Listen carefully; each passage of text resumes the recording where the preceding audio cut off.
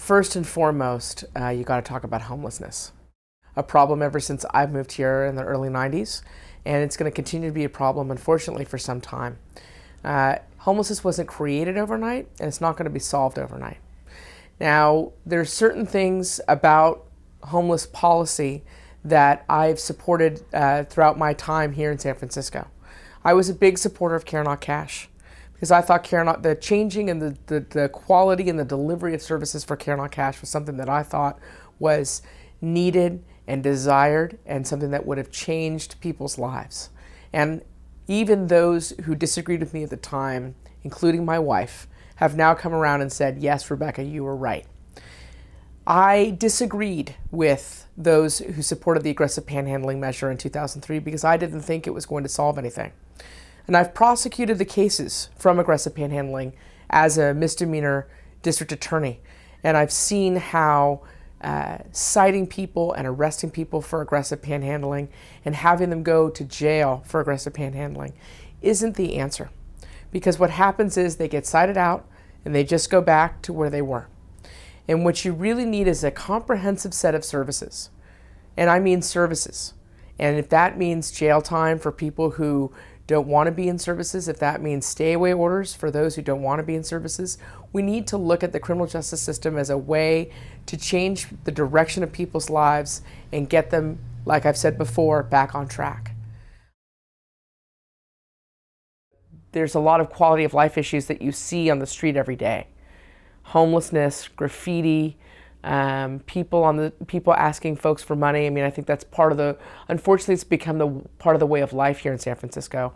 And I think there are things that we can do to improve all of the things I've been talking about. I'm not sure the sit-lie ordinance is the right solution.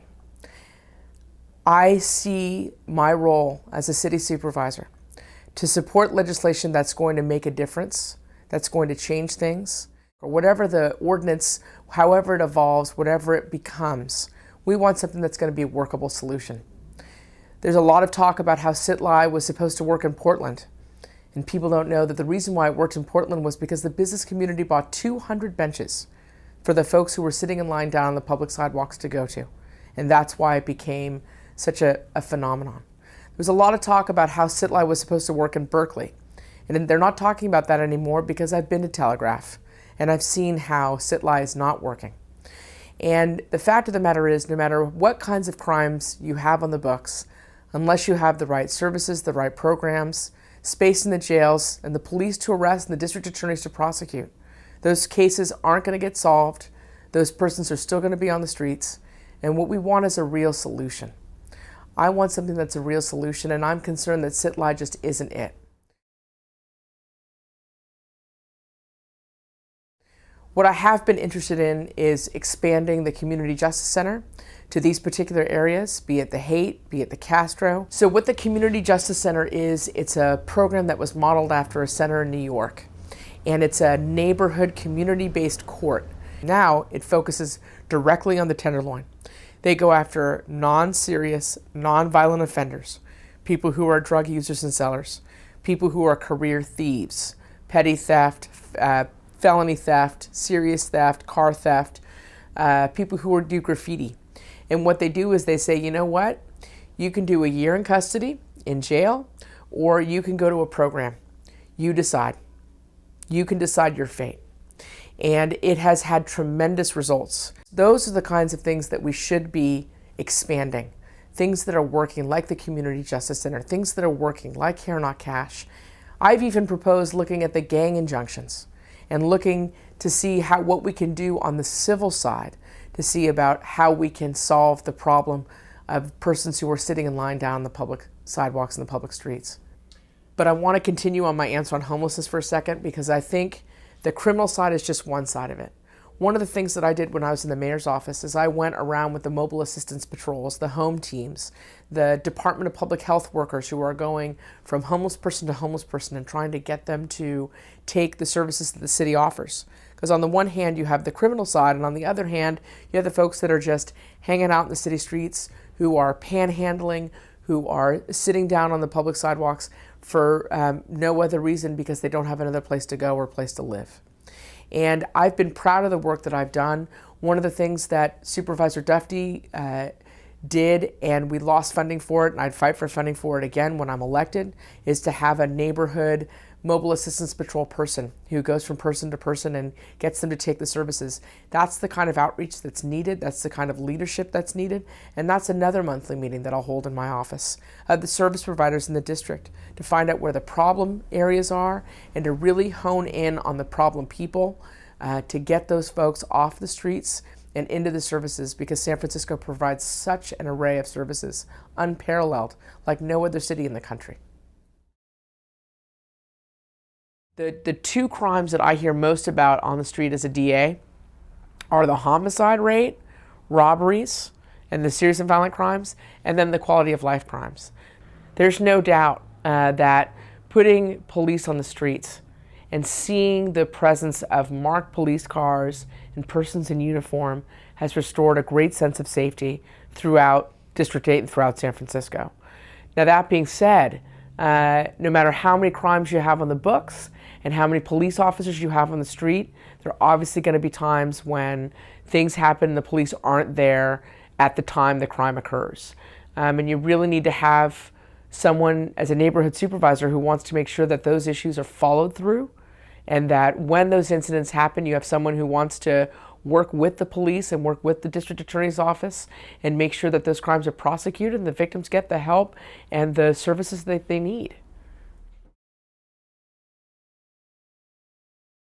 Being a prosecutor right now, it's a very exciting time because you have Chief Gascon, who is making incredible strides in the police department. And what he's done is he's taken the inspectors. There used to be a lot of different divisions in the police department. There was auto burglary and robbery and domestic violence and general litigation and all these different inspectors, and they were all down at 850 Bryant Street. Well, now what Chief Gascon's done is he's taken those inspectors and he's put them out at the district stations. So instead of having to schlep down to 850, you only have to go to Mission or Ingleside or Park or whatever station you happen to live by. And so it becomes more community focused, more neighborhood focused, and it's smarter. It's smarter for the police and it's smarter for the residents. And not only has he done that, he has sent the inspectors out to the stations, but he's taken Ingleside. What they've done there is they've sent a significant amount of resources, significant amount of extra police officers, a significant amount of technology, a significant amount of all the things that would make investigating crime smarter and easier. And the amount of resources to Ingleside should be a model for the entire city. It shouldn't just be one station that has this. It's a test program. It's working incredible. He's really taken this on as what it should be, which is making the police department accessible, accountable, and really getting the information out to the people in terms of what's really happening. And that starts at the top. It starts with the leadership of Chief Gascon, who I think is doing an incredible job. This is one of the reasons why I love being a DA, is because you can look at the people who are first-time drug sellers, first-time batterers, first-time graffitiers, and put them into services and programs. If you're not using the criminal justice system as a tool to direct the people who can be rehabilitated back to, and whether that means workforce development, whether that means doing sending someone to a charter school inside the county jail system, or using restorative justice programs like the Resolve to Stop the Violence Project, which is a nationally recognized program that started here in San Francisco, we're losing those opportunities. And we've got to make sure, especially now in terms of the budget cuts, that we are investing in the forefront so that we're not always having to pay on the back end. Because it's super expensive to be paying for jail inmates, state prison inmates, after they've been sentenced, after they've committed a number of crimes, as opposed to paying for programs up front and getting them off back into society.